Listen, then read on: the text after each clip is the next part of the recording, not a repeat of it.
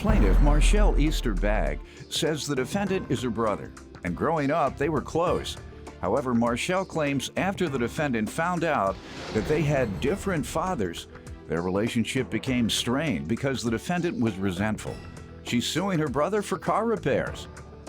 Defendant David Easter says after he found out that Marshall's father was not his biological father, Marshall started treating him differently. David admits that he borrowed Marshall's car, and he insists he offered to take it to his mechanic to repair it, but she wouldn't allow it. Let's start with you. Me and my brother growing up was very, very close, and we done a lot of things together. Suddenly, around year 2000, I was going through a divorce. I was laid off, and I was having like financial problems, so I needed to go and stay with my grandmother so I can get myself back together. And I was having some difficulties with my brother, disrespecting me, being arrogant, calling me bees and hoes. Why do you think he was doing that? The reason why he was doing it because he found out that our father is not his real father. Okay. All right. What else do you want to tell me? And during that time, in around 2008, he got sick had a stroke. And since all this was going on, all the animosity, the disrespect, and he tried to hit me with a rake. Well, he did hit me with a rake in my hands. Are you serious? Yes. Go ahead. And I didn't go and see him in the hospital, which as of today, right now, I regret that I didn't, because he's my brother. And so around 2011, we started back talking because we lost our nephew that was killed by, at 13 years old, he was killed by a drunk driver. All right. And everything been all right since 2011? All the way up until June 13, 2014. All right. Let me allow him to give some background, then we'll get to what happened. Sir? Your Honor, my sister, I really love her. Truly, I do. I don't even know how we even got here, but we're here. But my sister has a history. She can get very dramatic and volatile. And No. She's very sweet today. yeah, I am very sweet. Yeah, that's what you see now. But she can go from a 3 to a 10. That's not like true. that. And when she goes to that 10, it's no conversation with her, nothing. It's That's not downhill. It is true. It's only Hold on, don't go off in here. I'm not gonna do that. So You edge it up. Just That's up what to I mean. a 6 real quick. Go ahead. So, we got along real good, when I was younger, till about the ages, I was about 17, 18, and found out I wasn't my real father, and she started treating me different. And I felt that. And then around about 2000, 2002, like you said, she had a divorce, and she wanted to put some stuff on my grandmother's house. And I was like, okay. And she had cats. I said, okay, you can bring the cats.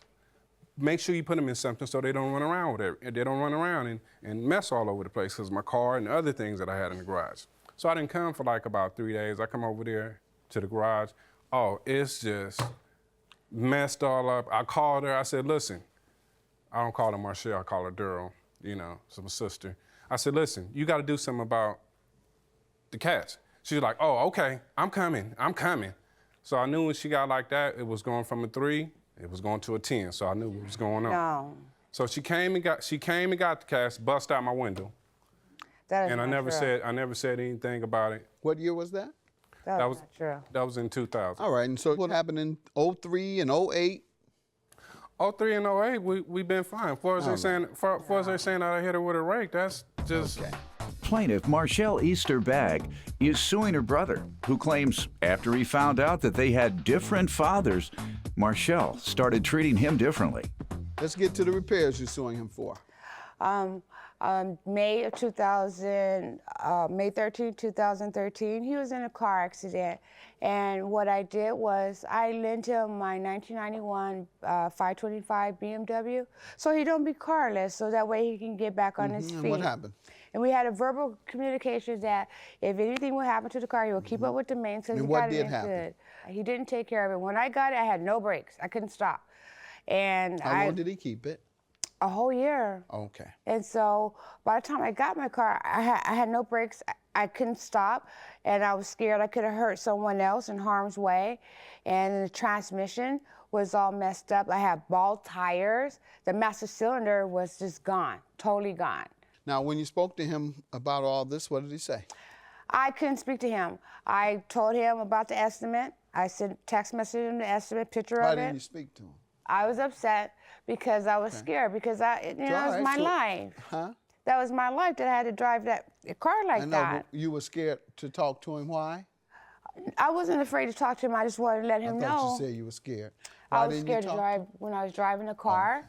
I was very scared because I could have hurt myself. Got it. not But why only. didn't you call him when he returned the car and you saw all this disrepair? Why didn't you call him? I did. Oh, I thought I you told me did. you didn't. I What did did he talk to say? him, and he hung the phone in my face. Okay. And I kept All calling right, him. hold on. You said you told him, hey, brother, you returned the car a year later. I got all these problems. And he just hung up on you? Yeah. All right. Yeah. You called him back later, you say? Yes. And what happened then? He still kept doing that. Okay. He wouldn't talk to me. All right. And you haven't spoken to him since? No, he still Okay. wouldn't You talk. have an estimate for the repairs? Yes. Sir, is this what happened? She tried to talk with you about it and you hung up on her? That's entirely not true. All right. Let me hear your side. Now, it is true she did let me use her car, and I really appreciate her for doing so. She did do that. And I kept the car, and the estimates that she got, I couldn't talk to her because, like I said, she go from 10. Okay, so you didn't talk to her, as she says. Yeah, she told me to come get the when she got the car. She got a car from me. She got a rental car from me for the weekend. When I came back, she was like, "Oh, you broke my car. You messed up my brakes and all that." I said, "Wait a minute, hold on now. Wait. No, that's not. You're gonna pay for that." I said, "Well, listen, let me come and get the car and get an estimate, see what's going on." There's a lot of talking for you all not to have talked about it. When she called me, she told me to come and get my stuff out the car. So I had somebody go over there with me to take myself out the car. And while I was taking myself out the car, she was talking just crazy. I mean, she was just talking so much. Okay, so she gave me estimates, so let's get to that. Okay, I don't feel that. Did she give this estimate to you? No. She went and got estimates. She wouldn't let me take the car, and I don't feel like those charges she got. She didn't give you an estimate? No. Yes, You didn't it give did. it to him? Yes, it did. He has it. Did she tell you what the estimate was, the amount? She told me. Okay. Yeah, And? she told me, but I'm like, no, Why? because I could have took her to another mechanic and got it cheaper than That's what your she got it defense for. today? Yes. Did you?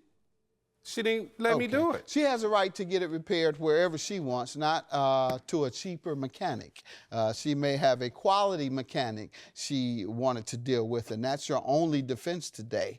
And so that defense doesn't survive. $1,558. Have a good day. Judgment for the you. plaintiff. David, I still love you, and you're my brother. And, can I get a hug? You're still my brother. I'm still gonna love you.